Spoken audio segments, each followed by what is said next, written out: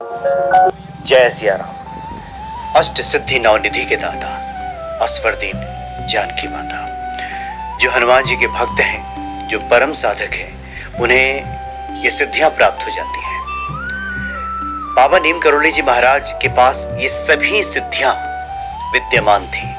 कई मौके पर उनकी जो लीलाएं हैं उनका श्रवण आप करेंगे, जब पढ़ेंगे, उनके चरित्र सुनने को मिलेंगे, उनके भक्तों से जब मुलाकात होगी और वो अपने जब अनुभवों को साझा करेंगे, तब ये सहज ही इस पे विश्वास हो जाएगा कि बाबा जी के पास ये सभी सिद्धियां विराजमान थी। एक जो सिद्धि है और वो सिद्धि है प्राप्ति, यानी कोई व्यक्ति अपनी इच्छा के अनुसार कहीं भी जा सकता है, कहीं भी अपने को उपस्थित कर सकता है, एक ही बार में कई कई जगहों पे वो दिखाई दे सकता है।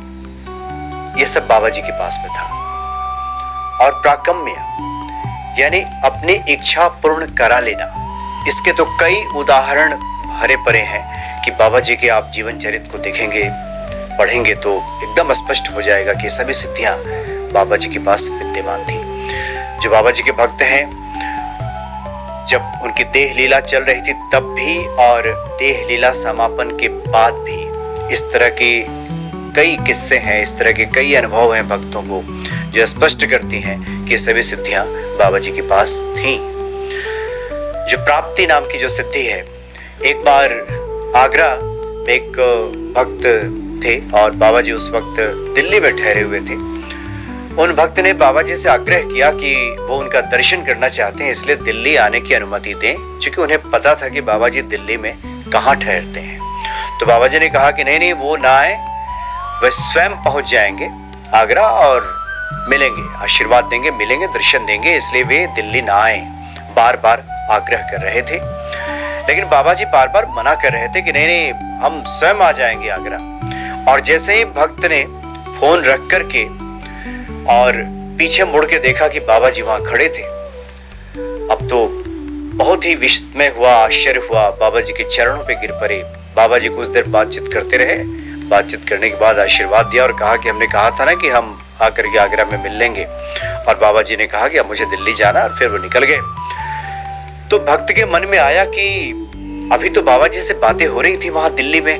पुनः उन्होंने फोन लगाया, किसी दूसरे व्यक्ति ने उठाया और कहा कि बाबा जी अभी वॉशरूम में गए हैं, बाथरूम में गए हैं, बस आते ही हो गया। और तुरंत उन्होंने कहा बाबा जी अब आ गए, लीजिए बात कीजिए। तो बाबा जी ने पुनः बात की और कहा कि क्यों परेशान हो रहे हो, हमें कहा था ना कि आगरा मुलाकात होगी, मुलाकात तो हो गई। इस तरह के कई किस्से हैं जो हमें विस्मय में डाल देती हैं और आज के समय में ये सोचने पे मजबूर कर देती हैं। कुछ लोगों को ये बड़ा अचरज होता है कि ऐसे कैसे संभव हो सकता है, लेकिन जिन्हें भी इन अष्ट सिद्धियों के बारे में जानकारी है, जो हनुमान जी के भक्त हैं, साधक हैं, जिन्हें पता है कि हनुमान जी कृपा कर दें और ये सिद्धियां व्यक्ति को प्राप्त हो जाए, तो कुछ भी असंभव नहीं रहता, सब संभव हो जाता है। ईश्वर का वाक्य है कि जो ईश्वर की शरण में है उसका तो कल्याण होता ही है, वो दूसरों का कल्याण करने वाला हो जाता है, दूसरों को शरण देने वाला बन जाता है। ईश्वर के भक्तों के साथ ऐसा होता है। ऐसे ही एक बार की बात है कि बाबा जी कानपुर में थे, नैनीताल के एक भक्त उनसे मिलने के लिए कानपुर गए। कानपुर में वो मिले बाबा जी से, बाबा जी ने उन्हें आशीर्वाद दिया और साथ ही एक संदेशा दिया कि जाकर के ये संदेशा नैनीताल में उस मंदिर में पहुंचाना है। तो भक्त वहां से कानपुर में विदा लेकर के मंदिर पहुंचे नैनीताल। सबसे पहले वो घर नहीं गए, मंदिर ही पहुंच गए कि पहले वो संदेशा बाबा जी का है तो पहले मैं मंदिर में मैं दे दूं उस संबंधित व्यक्ति को जिसके बारे में बाबा जी ने बताया है। मंदिर पहुंचे तो बड़ी भीड़ थी वहां पे। लोगों ने कहा कि बाबा नीम करोली जी महाराज हैं और लोग उनसे मिलने के लिए आए। उन्हें बड़ा विस्मय हुआ कि ऐसा कैसे हो सकता है, बाबा जी से तो मुलाकात अभी कानपुर में हुई है। लेकिन जब गए, प्रवेश द्वार से अंदर गए, जब देखा कि बाबा जी वहां विराजमान हैं, भक्तों ने कहा कि बाबा जी तो यहाँ 15 दिनों से हैं। यानी एक ही बार में कई कई जगहों पे उपस्थित हो जाना, ये जो सिद्धि है ये बाबा जी को प्राप्त थी। कई ऐसे किस्से हैं, कोई ट्रेन से जा रहा है, बाबा जी को प्रणाम किया और कहा कि बड़े दुखी मन से हम जा रहे हैं कि बाबा आपके कब दर्शन होंगे। और वो व्यक्ति ट्रेन से जा रहा है, कहीं स्टेशन पे गाड़ी रुकी है, बाहर देखता है खिड़की से कि बाबा जी स्टेशन पे एक बेंच पे बैठे हुए हैं। बड़ा विस्मय हो जाता है कि बाबा जी ने तो वहाँ उनसे मुलाकात हुई थी, लेकिन बाबा जी ने जरूर कहा था कि चिंता मत करो, तुम जब चाहोगे हम दर्शन दे देंगे। तो इस तरह की जो घटनाएं हैं लोगों को अचरज में डाल देती हैं, और जो इस भक्ति मार्ग के नहीं है, जिनके हृदय में भक्ति भाव नहीं है, जो सिर्फ तर्क कुतर्क करने वाले लोग हैं, उन्हें ये समझना बड़ा मुश्किल हो जाता है कि ऐसा कैसे संभव हो सकता है।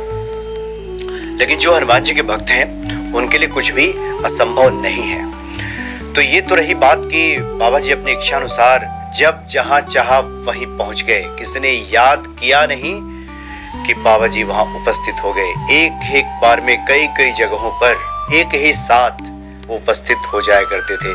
हनुमान जी के बारे में यही कहा जाता है कि जहां जहां राम कथा होती है, जहां जहां होती है, उन सभी जगहों पर श्री हनुमान जी विराजमान रहते हैं, वहां उपस्थित हो जाते हैं। तो ये जो अष्ट सिद्धियां हैं, 9 निधियां हैं, हनुमान जी के भक्तों के लिए भी दुर्लभ नहीं रहती। जैसे जैसे हम हनुमत कृपा के पात्र बनते जाते हैं, वैसे वैसे ये जो अलौकिकता है हमारे भीतर प्रवेश करने लगती है, और कुछ भी असंभव, कुछ भी कठिन नहीं रह जाता। इसलिए अलौकिक है बाबा जी की ये लीलाएं, ये चरित्र।